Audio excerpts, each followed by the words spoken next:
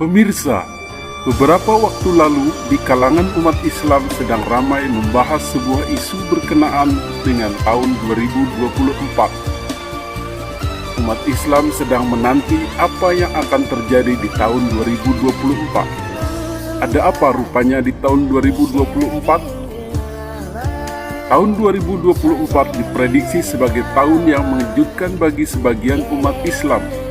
Tahun ini disebut-sebut sebagai tahun krusial. Ada apa rupanya yang akan terjadi?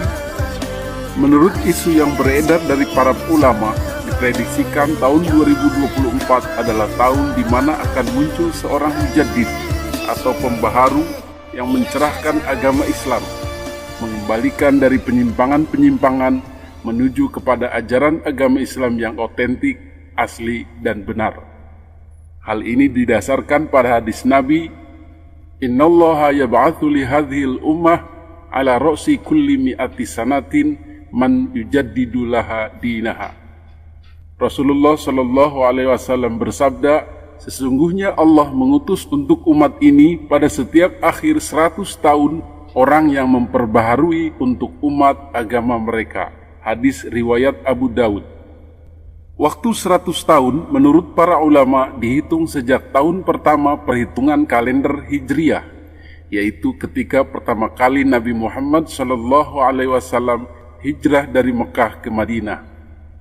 Dan dalam menafsirkan hadis tersebut, para ulama terbagi dalam dua pendapat.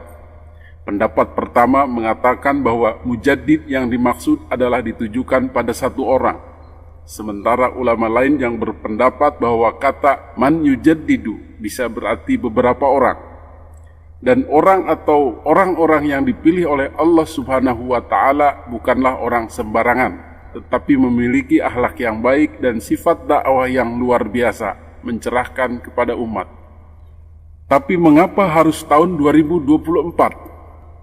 Para ulama yang antusias menanti di tahun 2024 menghitung kurun waktu 100 tahun itu adalah sejak runtuhnya kekhalifahan Islam terakhir, yaitu pada dinasti Utsmaniyah yang runtuh pada tahun 1924.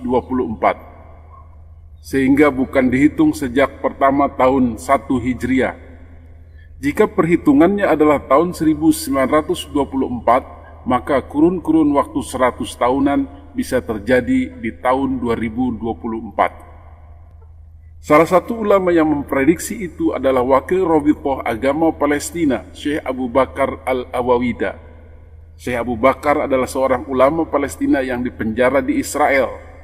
Dalam mengisi hari-harinya di penjara Israel, beliau melakukan riset, meneliti dan mengkaji Al-Quran dan hadis serta kitab-kitab Ahlus Sunnah.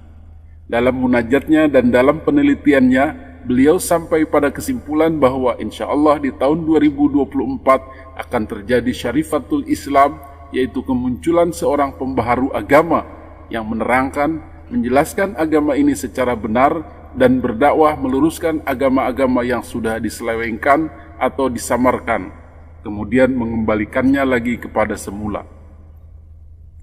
Orang tersebut akan ditentang, dihina, dicaci maki, bahkan dikejar-kejar. Namun beliau tetap tegar dalam dakwahnya. Orang itulah yang akan menjadi pemantik kebangkitan Islam secara global. Hal itu beliau katakan ketika menjadi pembicara di forum masjid di Masjid Jogokarian, Indonesia beberapa waktu setelah terbebas dari masa tahanannya di Israel. Syekh Abu Bakar mendasarkan keyakinannya kepada perhitungan tahun 2024 itu sebagaimana dikemukakan di atas. Dan beliau berkeyakinan akan munculnya mujaddid itu berasal dari Indonesia berdasarkan hadis yang mengatakan bahwa sang mujaddid itu berasal dari arah timur dan membawa panji-panji la ilaha illallah, mendakwahkan kepada tauhid yang benar. Jika kita telah pendapat Syekh Abu Bakar tersebut dan kemudian mengamati apa yang terjadi di Indonesia belakangan ini, maka salah satu nama yang sedang muncul adalah Kiai Haji Imaduddin Utsman Al-Bantani. Beliau adalah seorang ulama yang sangat berbeda dari ulama lainnya selama kurun waktu 100 tahun ini. Beliau menghadirkan pembaharuan yang nyata, jelas dan yang tidak disadari oleh umat Islam Indonesia. Beliau mengembalikan Islam kepada ajarannya yang awal, yaitu tanpa kasta dan perbedaan berdasarkan keturunan Nabi. Beliau mencetuskan Islam yang lepas dari perbudakan, penjajahan, pengabdian berdasarkan darah atau keturunan dari seseorang. Beliau adalah orang yang berani mengatakan bahwa para keturunan Ba'alawi adalah orang-orang yang mengaku keturunan kepada Nabi, padahal setelah diteliti adalah bukan keturunan Nabi. Mereka tidak boleh lagi mengotori agama ini dengan dogma dan doktrin penghambaan kepada keturunan Nabi. Fenomena ini juga dilihat oleh seorang profesor, yaitu Profesor A.S. Hikam, sebagai kemunculan pemikir Islam yang luar biasa dan harus diapresiasi, bahkan harus didorong ke luar negeri, yaitu dunia internasional, agar menjadi inspirasi pembebasan Islam bagi dunia Islam internasional. Sejalan dengan itu juga pendapat dari Kiai Haji Ubaidillah Tamam yang mengamati bahwa fenomena kemunculan Kiai Haji Imaduddin Utsman Al-Bantani ini sudah memenuhi kriteria seorang mujaddid, yaitu pembaharu. Sifat pembaharu itu adalah memberi pencerahan, mengembalikan Islam ke tempatnya semula, kepada ajarannya semula yang tidak bercampur dengan faham-faham buruk yang dimasukkan. Salah satu di antaranya adalah Islam kasta berdasarkan nasab atau keturunan. Berdasarkan kriteria tersebut, Kiai Haji Ubaidillah menyatakan bahwa Kiai Haji Imaduddin itulah yang bisa disebut mujaddid, setidaknya untuk kalangan Nahdlatul Ulama, yang sudah mencapai kurun waktu 100 tahun.